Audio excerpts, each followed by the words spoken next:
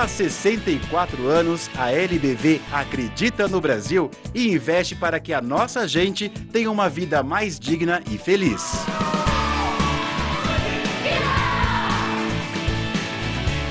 Seja um elo nessa corrente de amor, ajudando a transformar o nosso futuro. Ajude a mudar. Acesse lbv.org e colabore.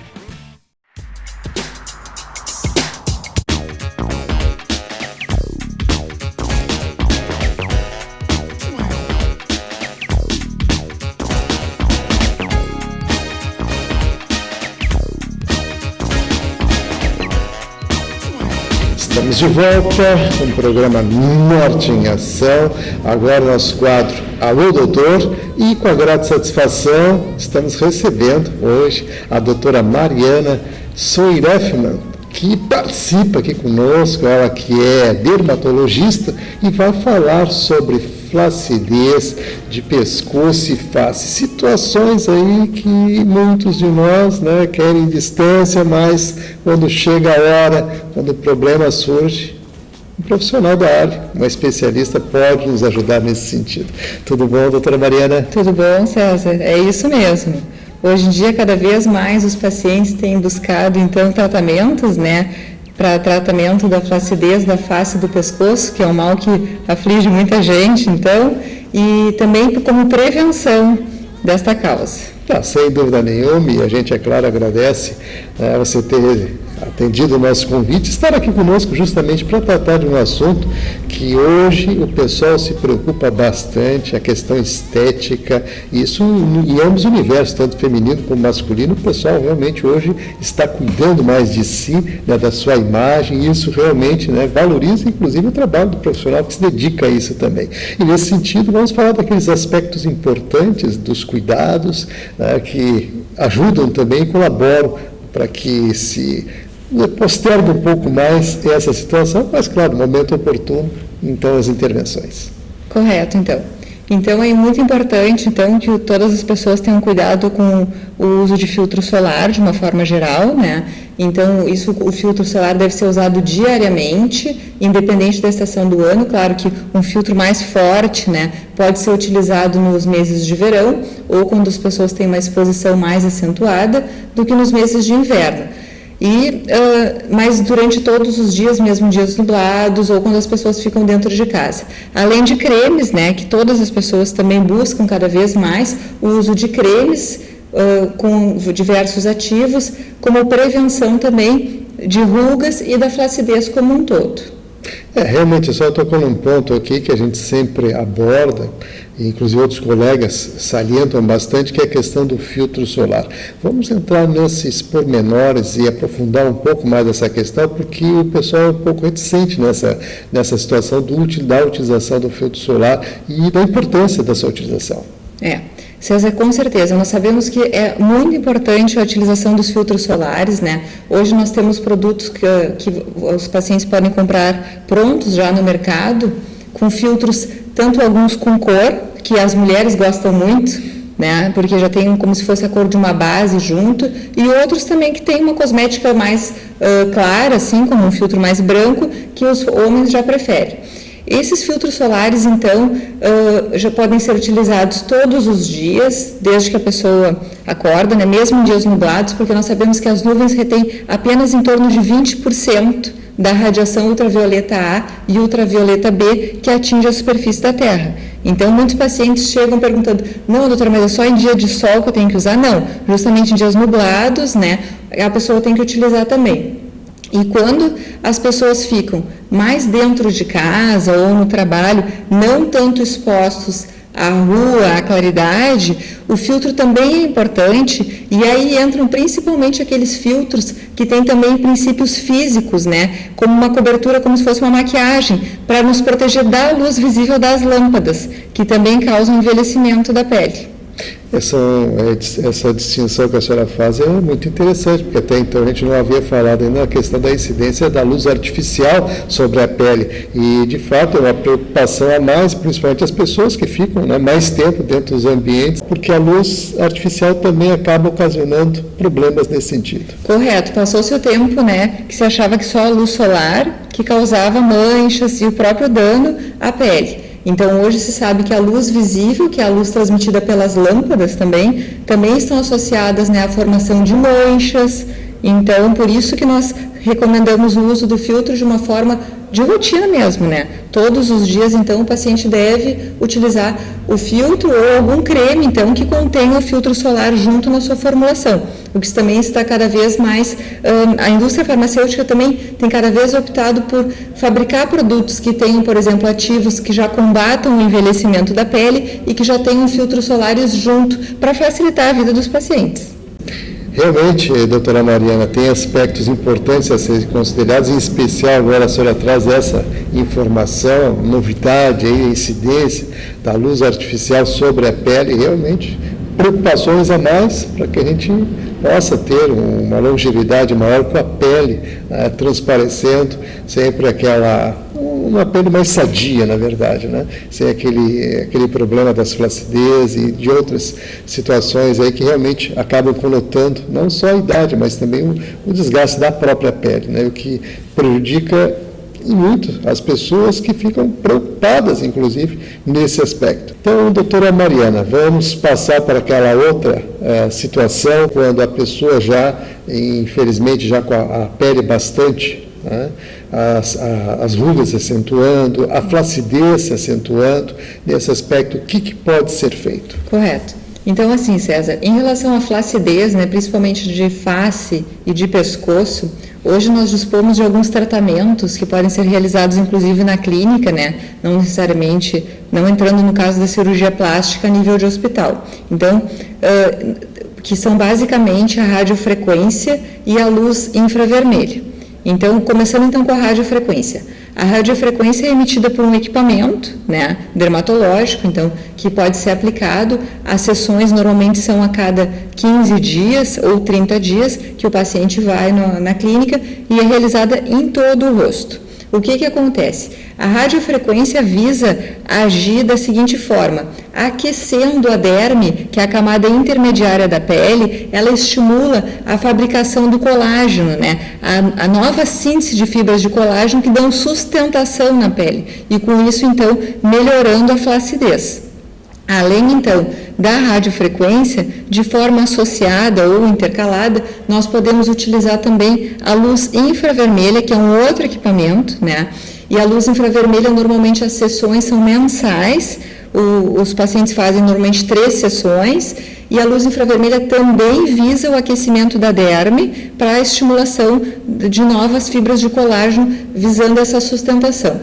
A luz infravermelha, é bom lembrar que ela pode ser utilizada muito também no pescoço, além do rosto. Então, a luz infravermelha no pescoço e no contorno todo facial, e a radiofrequência na face como um todo, visando então esse efeito de lifting que nós chamamos, né, que seria como uma prevenção também da cirurgia plástica para pacientes mais novos, né? Então, pacientes novos, mais jovens, que querem postergar um pouco mais a cirurgia, que chega uma hora que todos dizem que, bom, chega uma hora que vão ter que fazer a cirurgia, mas com uma forma de postergar a cirurgia, hoje nós temos essas tecnologias junto, né, no campo da dermatologia.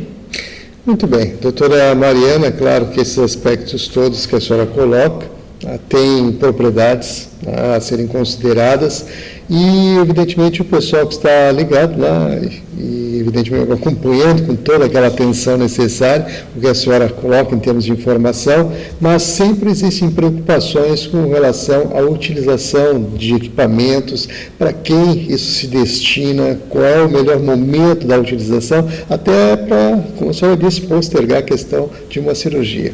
Correto. Então, assim, como eu havia dito, tem pacientes de mais jovens, em torno de 30 e poucos anos, que já podem começar a utilizar, né, essa tecnologia, mas aí com um número de sessões menor também. como uma forma de prevenção. E pacientes depois entre 40, 50, 60 anos, aí já começando nessa outra faixa etária, também podem utilizar a radiofrequência e a luz infravermelha no combate, então, à flacidez da face e do pescoço. É bom ressaltar que, diferente de outros lasers que nós damos prioridade mais para o inverno, que a pessoa não pode estar bronzeada, César, a radiofrequência e a luz infravermelha podem ser utilizadas inclusive no verão ou com a pessoa bronzeada, então o que difere um pouco de outros lasers que são. Então, não, independente da época do ano, não teria assim uma contraindicação em relação a esses procedimentos. São procedimentos que não costumam causar dor, sem desconforto, e as pessoas não precisam assim parar suas atividades de rotina para realizar esse tratamento, o que é muito importante também ressaltar, que tem alguns pacientes que gostam assim de fazer procedimentos que não precisam, parar o trabalho, parar outras atividades para dispor de tempo para o tratamento. Muito bem, vamos colocar mais uma vez aí o nosso telefone, o 30 23 47 25, DDD 51 aqui de Porto Alegre, e o nosso e-mail, alodoutor@ig.com.br, para os seus questionamentos. Bom, a senhora falou na questão de contraindicação, que evidentemente sempre é algo que as pessoas perguntam e se preocupam também em saber. Existe alguma contraindicação? Olha, em relação à radiofrequência, de uma forma geral, em que algumas pessoas com marca-passo não são candidatas ao procedimento, mas a luz infravermelha não teria problema, Então, mas claro que sempre isso de uma forma geral, mas o que é importante sempre a gente ressaltar é que os pacientes passam sempre por uma avaliação médica, dermatológica, antes de qualquer procedimento com equipamentos, tanto com esses que eu mencionei, e isso é muito importante, porque nessa consulta médica, então, são levantadas todas as medicações que a pessoa utiliza, os problemas de saúde, para a gente, inclusive, conseguir direcionar qual que é o melhor tratamento para cada paciente. Isso é muito importante, porque às vezes os pacientes assim, não chegam assim simplesmente para fazer o procedimento. Essa consulta médica é fundamental. Realmente, outras situações aí que podem ser verificadas acnes, espinhas ou uma série de outras situações que podem estar na face, na pele e que também requerem cuidados especiais e, inclusive, eu gostaria que a senhora fizesse aí também algumas considerações nesse sentido, dando ênfase a essas situações. A acne, então, como o senhor mencionou, é uma situação bastante comum que acontece também, principalmente em adolescentes, tanto do sexo masculino como do sexo feminino.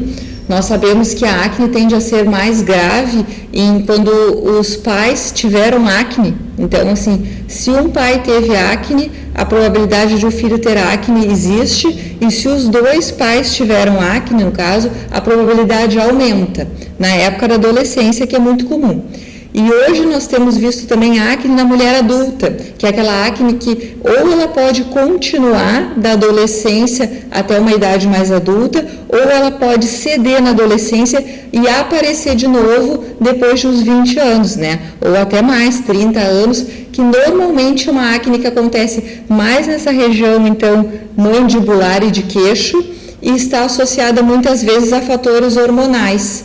Então, neste caso, sempre uma investigação hormonal com exames de sangue é necessária para a investigação. Sim, essa investigação, evidentemente, é através de atendimento médico e através, evidentemente, de exames laboratoriais que possam detectar, inclusive, essa situação hereditária que a senhora colocou, que se acentua, inclusive, no caso de ter esse fator genético cumulativo. Então, existem todos esses aspectos e outra situação, claro, que a gente volta à situação do tratamento em si, esse que a senhora falou com relação à questão do laser, que aí tem que ser evitado também, e a luz pulsada também é indicada nesses casos?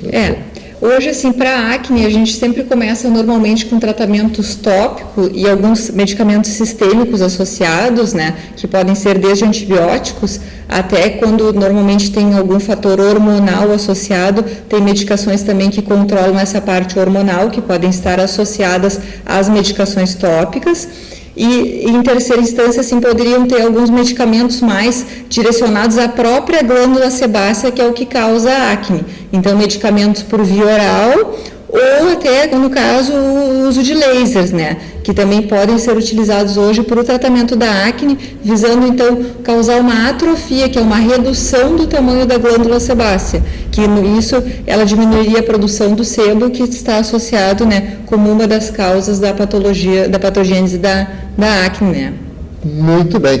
Então, doutora Mariana, estamos chegando aos minutinhos finais aqui da nossa entrevista, e que bom que a gente possa tratar de um assunto que realmente está aí no nosso dia a dia, preocupação hoje, né, com a questão estética, com a saúde principalmente, e quando a gente fala em acne, o pessoal se preocupa bastante, flacidez na pele e outras, né, funções degenerativas que com o passar dos anos acabam, né, nos acometendo, mas que hoje temos tratamento, temos como postergar isso, e inclusive chegando ao extremo, ou seja, a necessidade, uma cirurgia plástica que venha corrigir algum tipo de problema nesse sentido.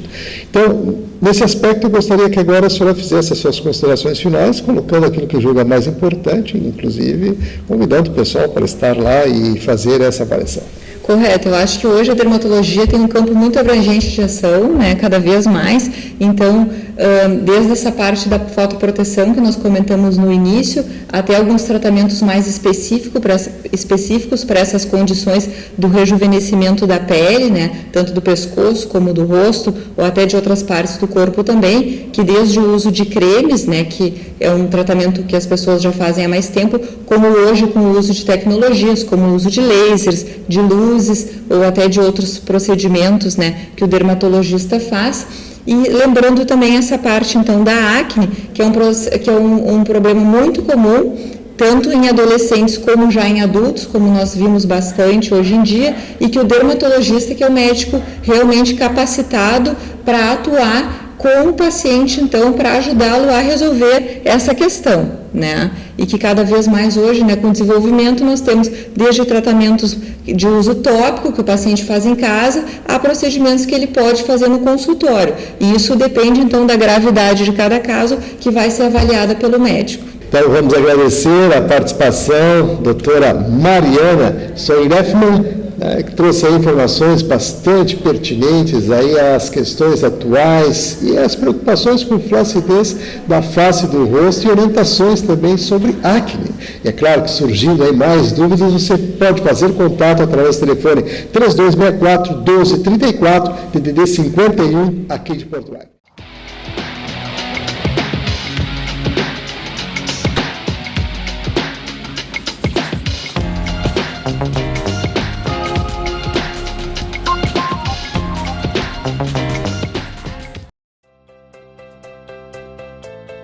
Livros não se leem sozinhos. Refeições não se preparam sozinhas. Brinquedos não se montam sozinhos. 42 crianças com lesão cerebral profunda e deficiência motora permanente também não se cuidam sozinhas. Casa do Menino Jesus de Praga. Há 30 anos te ajudando a cuidar de quem precisa. Para ajudar, ligue 33 15 0011 ou acesse o nosso site.